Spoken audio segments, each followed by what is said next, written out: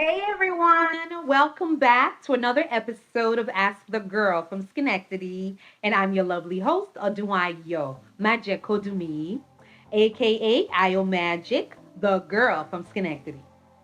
So, on this episode, I have some exciting news. I am giving you a chance to win free tickets to come and see live my new stage play, Faith in Love, coming soon this month, May 22nd at 7 p.m. at the Santa Monica Playhouse. And on this episode, I am also going to show some details about the show. I was actually able to interview my handsome leading men of Faith and Love and ask them some interesting questions about vulnerability. So stay tuned for that. But first, I would like to give a little commentary on Own's Ready to Love season finale, Potomac, Maryland episode. So let's get right to it. So first of all, let's talk about Donovan and Sabrina. Now I gotta tell you guys, Donovan, I was never a fan. I just don't like him. I didn't like him from the beginning. He just seemed like he was there just trying to get laid. I didn't really believe he was there for a relationship. And even though he ended up with Carmen, I'll talk about her later, I don't really feel like she's there for a relationship either. I don't know. I just didn't believe that they were there for something real. They just both looked like they just wanted to take their clothes off and just have sex with each other. That's just my opinion. I could be wrong, but that's just my opinion. Sabrina, she was kind of young. I feel like she was 36. And I feel like she wasn't really there, honestly, or ready for love, in my opinion. If you ask me, I think she was being very analytical of all of the men. And I felt like she was being very, I don't want to say judgmental, but she was a little bit kind of judging all of these men and finding faults in all of them. And I feel like she needs to work on herself, spend some more time being single and making sure she's ready to be in a relationship. Because that whole thing about the conversation she had with Demetrius about not wanting to take her husband's last name, that was just ridiculous. I'm like, why would you not want to take your husband's last name? That makes no sense to me. And she was arguing with him and she was trying to justify that it's okay for a woman not to take her husband's last name. I disagree. I think you should take your husband's last name. Otherwise, why are you marrying him for? Right? There's no point in you saying, oh yeah, I want to marry you, but I'm not going to take your name. Then you might as well not get married. But that's just my opinion. So moving on, Zakia and Paul. Oh my goodness. I love those two. They were honestly like my favorite outside of Joy and Clifton. I'll talk about them next. But I really did love that at the very end of the show that Paul said he chose himself and Zakia decided to do the same. I thought it was very classy and it was very honest. And the truth of the matter is they haven't really had enough time to grow and get to know each other and really date. And I think it made a lot of sense for them to just say, you know what, let's just choose ourselves. Let's just be friends. Let's just see what happens and where things go from here. So I really love that. I thought that was a very classy representative of portrayal of themselves and really being honest with themselves and walking out together but separately. So I kind of like that. And of course, last but not least, I gotta talk about, I love Joy and Clifton. They're so beautiful. They're such a beautiful couple. And just the fact that they have this mutual connection and agreement with each other, that they're willing to still be together, despite the challenges in their relationship, like with her moving to Mexico or going to Mexico for work. Like they still want to be with each other. Like I think that's just so beautiful. It shows that they're really in it for something real, So I really loved it. I thought that was great. I love the ending. I love that they ended up together. I wasn't really a fan of Carmen. I didn't really like Carmen that much. I didn't really care about her and Donovan. Happy for them. They ended up together, whatever. But I wasn't a fan. She just didn't seem classy, in my opinion. The way she kind of talked down to the other women. She just kind of tried to I felt like she was very insecure with herself and she was lashing out at most of the women, to deal with that insecurity. So in my opinion, she was my least favorite woman out of this whole season. But other than that, all of the women in the season were very classy. They presented themselves very well, and most of the men too. So overall, I loved this episode, this season of Ready to Love, and I can't wait for the next season.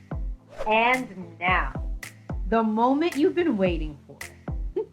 My interview with the handsome man of Faith in Love. Yes. So I sat down with my leading men to ask them how they felt about playing these emotionally vulnerable characters that I wrote in this play. I wanted to get their opinion about stepping into this place of vulnerability and also their opinion about men and vulnerability. And here's what they had to say. I think, yes, women want men who are vulnerable, but also I think women, if a man was 100% vulnerable, I feel like that would also be like a big turnoff, probably, right? Like I feel like it's kind of like the finding the balance, and I think vulnerability is tenderness and risk. Okay. You're putting yourself in a position to potentially be rejected or ridiculed, or That's good. you're taking a risk. And Yeah. so I think for me, vulnerability is we all have different levels, and so what might be vulnerable to one person might not necessarily be vulnerable to another person. I think Okay. in general, I've deepened my well of vulnerability, and I've continually grown it. And so vulnerability for me is something that I kind of I try to stretch myself to do. I think vulnerability to some people might actually be learning how to be yourself in front of others, like how to portray your truest self and finding meaning within yourself. I think vulnerability tends to be misconstrued into, oh, do they show the soft feelings? When in actuality, I think people have problems showing different types of emotion, whether it's love or anger or happiness, sadness. I think it varies by the person, but I mean, to be vulnerable in a relationship, oof, Mm-hmm. that's what we're all looking for, right? I mean, it totally depends on the vibe and whatnot. And I think the best relationship you can have is with yourself. So if you're willing to be vulnerable with yourself first, then I think that could lead into more successful relationships and friendships down the road. I think it depends.